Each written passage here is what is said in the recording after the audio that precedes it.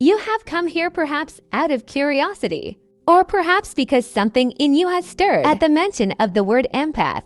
And if you have, then know this: we do not gather merely to speak of sensitivities or sentimentality. No, we are gathered here to invoke the ancient patterns that lurk beneath what the modern mind naively calls feelings. When I speak of the empath, I do not speak of a gentle soul who simply feels what others feel. I speak of a psychic conduit, a lightning rod through which the unconscious of the world pours itself. And that is not always a blessing. Empathy in its most popularized form is celebrated. Yet we must beware of concepts made too easily digestible by the collective. When a thing is popular, it has usually been stripped of its power. The empath, as I have encountered through dreams, patience, and archetypal visions, is not a smiling spiritual caricature.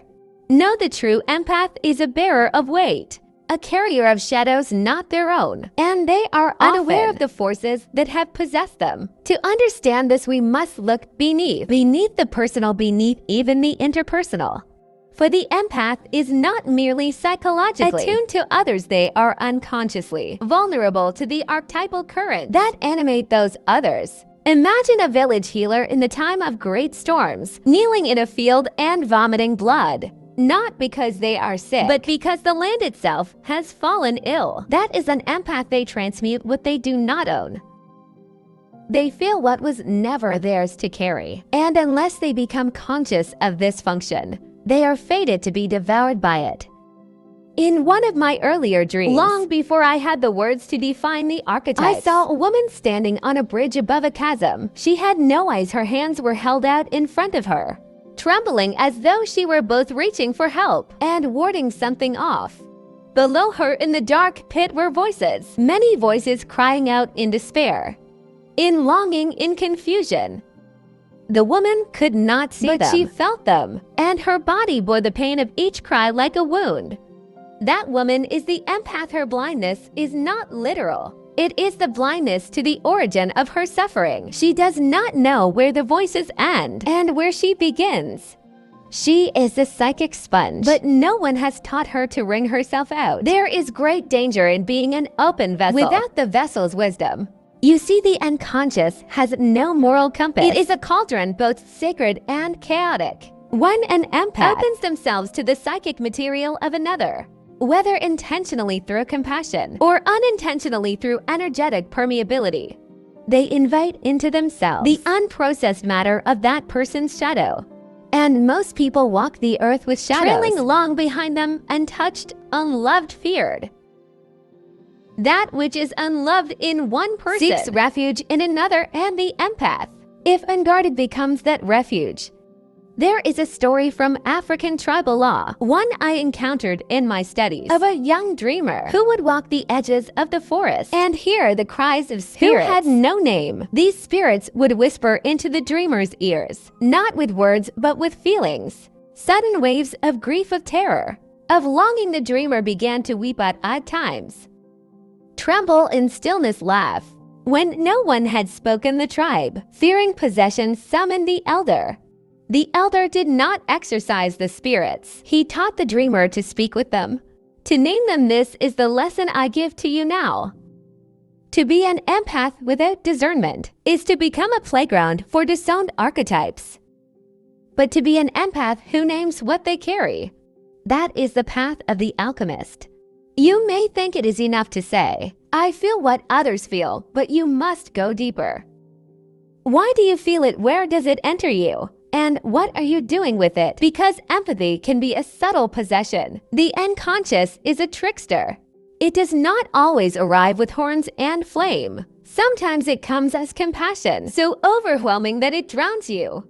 Sometimes it comes as a need to help, so compulsive that it destroys your own boundaries. Sometimes it comes as love for a person whose shadow has latched onto your soul and mistaken your body for its graveyard. I have seen empaths fall in love with the very people who are destroying them, not out of weakness, but because they have been unconsciously seduced by the other's wounds. They feel the ache, and in feeling it, they become the caretaker, the savior, the silent sponge. But there is a dark marriage in that, what I have called nanchamaria. the reversal into the opposite. The healer becomes the harmed. The bearer of light becomes the host of another shadow. And the longer this unconscious dynamic persists, the more the empath begins to lose the thread of who they truly are. If you are an empath, you must understand your gift is not simply emotional. It is psychic and is archetypal. You are attuned not just to feelings, but to the collective currents that shape humanity itself. When someone enters your presence, it is not just their smile or their tears you register. It is their lineage, their buried odds, their unlived lives, and unless you have made contact with your own unconscious, unless you have traversed the underworld of your own psyche, you will be overwhelmed. There is a temptation in the spiritual world to romanticize sensitivity, to wear it as a badge, but in the world of the soul, no gift is purely light. Light casts shadow, and empathy, perhaps more than any other function, invites shadow to the surface. Do you know what happens when a person represses rage for years? It does not disappear, it waits. It finds a home in the psychic field. And when such a person encounters an empath, especially one who is unconscious of their unresolved anger, that rage jumps. It leaps like fire into dry wood. And the empath, overwhelmed, may begin to feel irritable, depressed, inflamed, not realizing they are carrying a flame that is not theirs. I once treated a woman who cried incessantly. Every time she entered my office, tears flowed before words. At first, she believed herself to be wounded by her parents, her lovers, her world. And indeed, there were wounds. But what revealed itself over months of careful descent was this. She had taken on the engraved cerebral of her mother, her grandmother, and her lineage of women before her, all of whom were forbidden to cry cage. She had become the vessel for a generational shadow, and in carrying their sorrow, she had lost the language for her own empaths. If you do not delineate what is yours from what is theirs, you will drown in a sea of unnamed ghosts. The gift of feeling is sacred, but sacredness demands structure. The vessel must be strong enough to contain the fire, otherwise the fire consumes. There is another dream I must share with you. A man stands in a cathedral made of mirrors. He walks, and each step echoes with unfamiliar voices. He turns to look into a mirror, expecting his reflection, but instead sees a weeping child. Another mirror, he sees a screaming soldier. Another, a dying mother. All these faces stare at him, and he does not know who they are. He begins to scream, "Which one is me?" But the mirrors do not answer. They only reflect this too. Is the empath lost in the mirrors of other people's inner world, unable to remember the face they wore before they began to feel everyone else's pain? If this resonates with you, you must ask, what work have I done to know myself? Not in the way of affirmations or identity labels, but in the crucible of confrontation. Have you stood in your own underworld and spoken to your shadow? Have you acknowledged the parts of you that use empathy to feel important, needed, even holy? Have you faced the dark pleasure that sometimes arises when you are the only one who understands someone else's pain? Oh yes. Even the empath is not exempt from shadow motives. Sometimes the act of helping others is a way of avoiding the self. Sometimes the burden of carrying everyone else's suffering is more comforting than the silence of facing your own. We are strange creatures. We dress our avoidance in virtue and the unconscious, ever subtle smiles behind the veil. Empathy is not salvation, it is a threshold. To cross it wisely, you must learn the art of boundaries, not the rigid walls of defensiveness, but the porous, yet discerning membrane of the individuated soul. To say, I feel you, but I do not become you. To say, I see your wound, but I do not house it within my psyche. To say, I offer presence, not possession, and this, I believe, it's the final aim. Not to absorb the other, but to witness them. There is no greater tragedy for the empath than to become invisible to themselves, to be so deeply merged with the suffering of others that their own soul fades into a whisper. And yet it happens every day. In marriages where one partner carries the emotions of the other, an unpaid servant. In families where the most sensitive child unconsciously becomes the emotional regulator. For an entire household, in therapists, teachers, and ministers who confuse compassion with codependence. This confusion is not benign. It is archetypal possession. The empath, without the ballast of inner work, becomes absorbed by the wounded healer archetype, also known as Chiron in myth. And when Chiron rises in the psyche unexamined, it demands suffering as a rite of purpose. One begins to believe they are meant to hurt, that their value lies in their capacity to suffer alongside or even for others.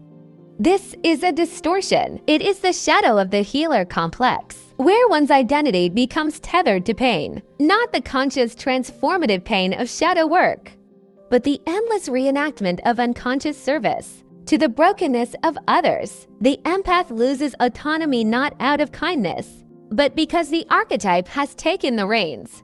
You must understand archetypes are not metaphors. They are living patterns of psychic energy. Older than language, older than history. When you feel pulled to help, when you feel exhausted after entering a room, when you feel elated by being needed, pause. These are not simply your feelings. They may be the voices of invisible forces acting through you, the archetype of the savior, the martyr, the mother, even the seducer. All of these can slip into the unconscious empath and animate them like a puppet on spiritual strings. But puppets do not individuate. They perform. To become whole, the empath must begin the dangerous, sacred act of separation. Separation not from love but from entanglement. Not from presence but from fusion. This is not coldness, this is warmth with a spine. It is to stand before another's anguish and say, I will not abandon you, but I will not bleed for you. It is to feel the tidal wave of someone's unspoken grief and say, I will sit beside you, but I will not become the ocean. There is an image that arises now, a dream from one of my patients, a forest ancient, entangled, with roots that reach like fingers through time. In the center a stone well, deep bottomless. Around it sit the empaths, men and women with hands cupped over their hearts, weeping, and in the well, the shadows of those they love. The empaths pair in hoping that if they cry enough, care enough, they might draw those shadows into the light. But the well has no end and the tares feed it. This, too, is what happens when empathy becomes compulsive. It feeds the very darkness it hopes to redeem. For there is a secret that few dare speak.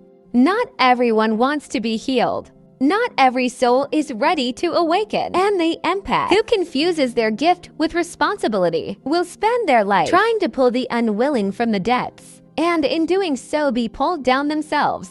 You must discern, does your empathy liberate or entrap? Does your empathy honor the other's path or violate it by insisting they be elsewhere? Even healing can become control. When it arises from fear, there are parents whose empathy for their children becomes suffocation, lovers whose sensitivity becomes manipulation, friends whose compassion masks a need to be irreplaceable. All this is the shadow side of empathy, where care becomes courtesy and feeling becomes power. You may recoil at this, not me, you say, but if you are truly empathetic, you must turn that feeling inward. Ask yourself, where has my gift become a mask? Where have I made myself essential to others as a way to avoid being alone with myself? This is not judgment, this is the path of integration. For true empathy is not the taking on of another's pain. It is the witnessing of it without losing one's center. It is the art of standing in the fire of another's suffering and remaining unburned, not through detachment, but through deep-rootedness in the self. And what is the self? It is the totality of who you are. Not just your feelings, not just your light, but your shadow, your instinct, your history, your future. The self is not an idea. It is the living center of the psyche, around which the archetypes orbit like planets. When the empath finds this center, they cease to be porous, they become anchored. And from that anchor, true compassion flows. not as sacrifice, but as strength. But this path is not easy. It demands descent. The empath must go down into the underworld of their own psyche. They must meet the parts of themselves that enjoy being needed, that fear abandonment so much. They merge with others to stay safe, that confuse intimacy with enmeshment. These are not flaws. These are survival strategies born of deep wounding, often from childhood, when sensitivity was either punished or exploited. I have worked with patients whose empathy arose from trauma. A child who learned to read her father's mood to avoid his wrath. A boy who became hyper, attuned to his mother's depression, so he could pull her from despair with a joke or a hug. These children became empaths not from spiritual grace, but from necessity. And that necessity carved into them a hypervigilance that they later called a gift. But a gift that grows from fear must be purified. You must ask, who was I before the world told me to feel for others? What part of me still believes that love must hurt? What would happen if I no longer absorbed the pain around me? Who would I be, and would I still be loved? These are not academic questions. They are initiatory thresholds. And it is here that the empath meets their true test, to feel and to remain whole, to open the heart and keep the spine, to love without bleeding, to help without hollowing, to see the world suffering and not be defined by it. This is not detachment, it is mastery. Let me share one final image for now, though many more arise as we speak. A woman stands before a fire, in her hands a bowl. Around her a storm rages, voices screaming, winds howling, visions of pain and injustice spiraling through the sky. But she does not tremble. She lowers the bowl to the earth, in it her own tears. She kneels, she whispers not to the storm, but to herself, I feel you, but I am not you. And in that moment, the storm begins to still, not because she absorbed it, but because she stopped resisting her own sovereignty. This is the true empath, not the sponge, but the vessel, not the martyr, but the mystic, not the savior, but the mirror. The deeper we travel into the archetypal landscape of the empath, the more we are drawn into the realm of dreams. For it is there that the truth of their gift begins to unfold, without the censorship of the ego. The dream world does not flatter. It does not romanticize empathy as the culture does. It shows it in its primal form, raw, symbolic, alchemical. I once worked with a young man, tender and brilliant, who identified as an empath. He would walk into a room and feel an invisible weight pressing into his chest. He could not rest when others were in pain, but he was exhausted, as if his soul were dissolving into everyone else's story. He came to me not for insight, but because he feared he was disappearing. He brought me a dream in the dream. He stood at the mouth of a cave. Inside, screams echoed. Faces of people he had loved and lost floated past him in the darkness, each calling his name. A child clung to his leg. A man bled at his feet. A woman reached out, skin-like, as he tried to run, but found himself rooted in place. And then from the back of the cave came a voice. Not a scream, but a whisper. You made this your temple. You made this your temple. That line, I told him, was not a metaphor. It was a diagnosis from the unconscious. He had built a psychic church from pain. He had mistaken suffering for purpose in his desire to ease the world. He had turned himself into a sanctuary for every lost voice. But the soul cannot thrive in a temple built of ghosts. Dreams often show us what we dare not see in waking life. And for the empath, they reveal the hidden contracts we make with pain. If I suffer with them, they'll feel less alone. If I absorb their rage, they won't explode. If I disappear, they'll finally have room to breathe. But the unconscious does not reward martyrdom. It calls for balance, for truth, for the confrontation of the self. And so the empath, if they are willing, must take back what they have given away. Not to become selfish, but to become sovereign. It is here that the path of individuation calls. Individuation is the process by which a person becomes who they truly are. Not a mask, not a reflection. Not a sum of traumas or projections, but a whole being. And for the empath, individuation begins with a confrontation, not with others, but with the parts of themselves they have exiled. In favor of feeling for everyone else, they must descend into their own caves. They must ask, what is my anger trying to teach me? What is my grief hiding? What part of me has grown addicted to being the wounded? And even more courageously, what part of me has become addicted to rescuing the wounded? In others, this is not comfortable work. It shatters illusions. It strips the empath of their noble identity and reveals the wounds beneath the wound healer. It asks them to stop bleeding on altars that were never meant to hold them. And it demands the terrifying step of letting others feel their own pain. Let me be clear, empathy, when conscious, is holy. But when unconscious, it is contamination. It is energetic boundary collapse. It is the flooding of the self by archetypal residue that does not belong, and that residue often runs deeper than we realize. In many empaths, we find ancestral entanglement, sensitivity passed down like an heirloom, perhaps once sacred, now burdened.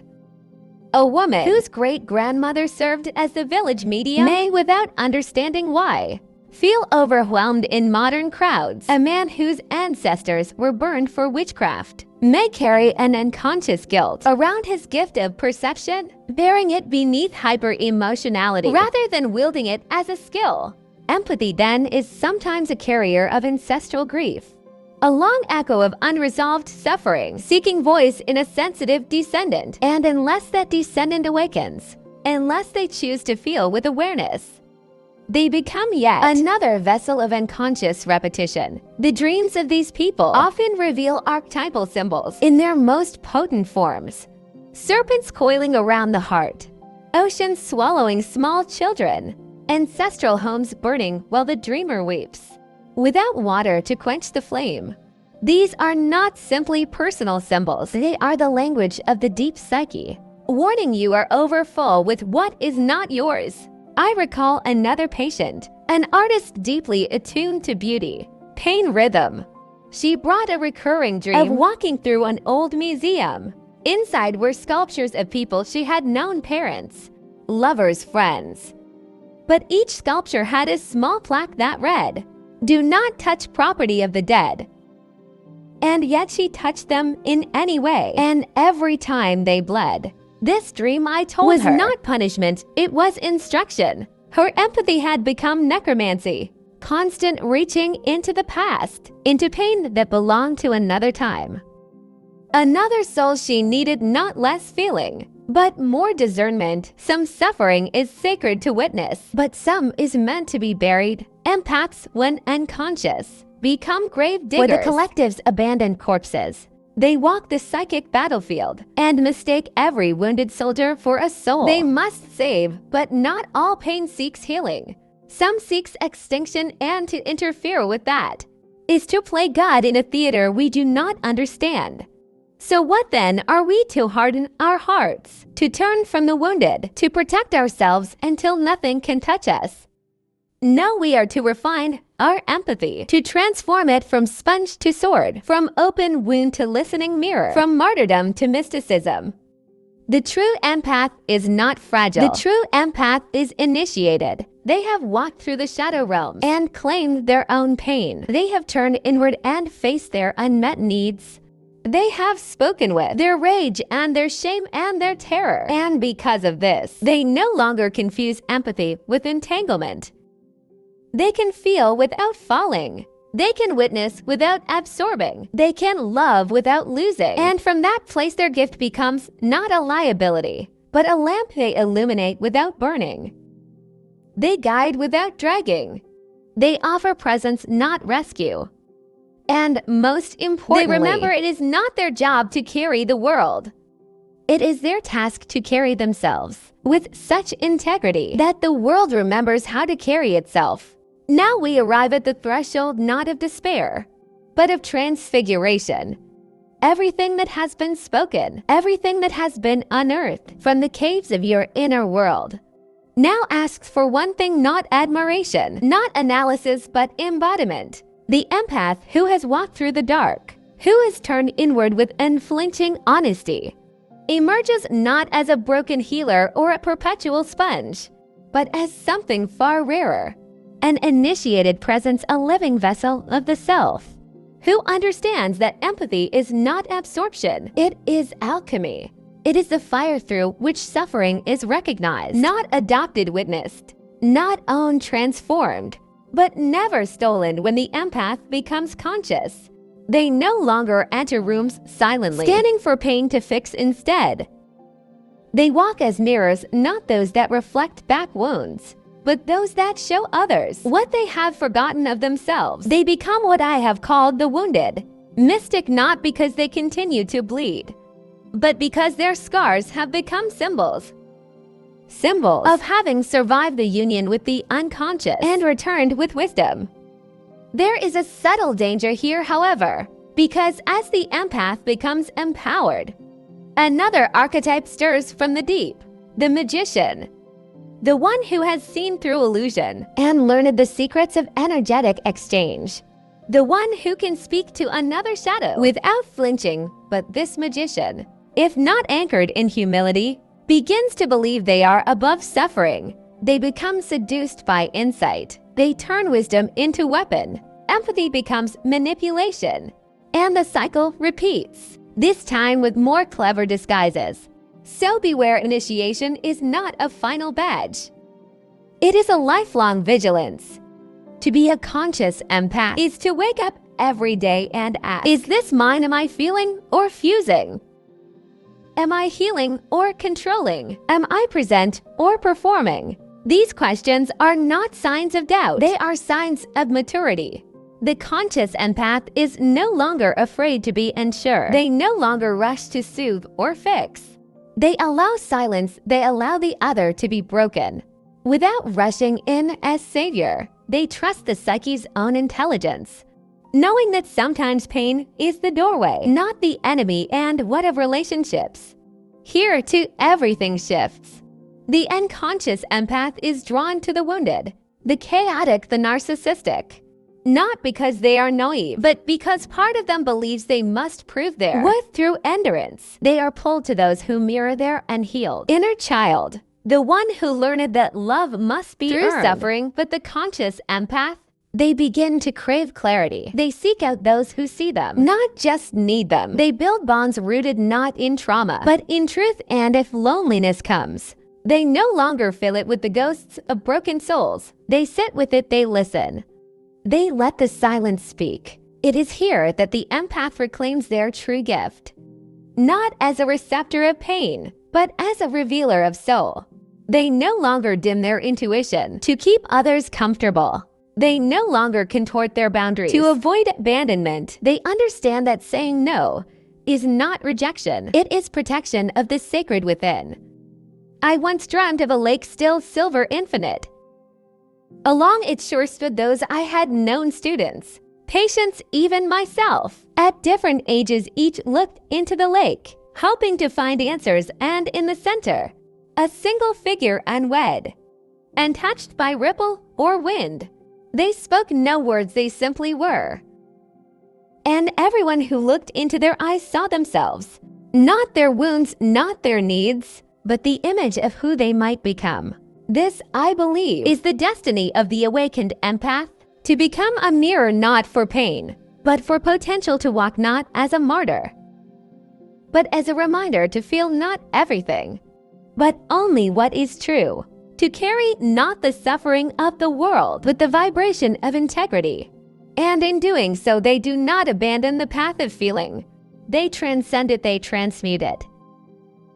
They become what alchemy has always pointed toward: the union of opposites, the heart and the spine, the open palm and the grounded root, the healer and the human. So if you see yourself in these words, if you have recognized in your own dreams the symbols of overgiving, of emotional hunger, of sacred exhaustion, then I say this not as condemnation, but as invitation. Step back from the shadows that are not yours. Turn inward, face the silence you have fled. Speak to the parts of you that merged to survive. Honor them, thank them, and then release them. You are not a sponge, you are not a sacrifice. You are not broken for the sake of others' comfort. You are a living threshold, a place where energy becomes meaning, a place where pain is met, not swallowed, a place where empathy becomes wisdom. And if you can hold this subtle fire, this delicate clarity, then you will not only survive your sensitivity, you will sanctify it. You will walk among the world's ghosts and no longer be haunted. You will witness pain without performing penance. You will feel without falling. And most importantly, you will return to yourself not as a rescuer, but as a soul.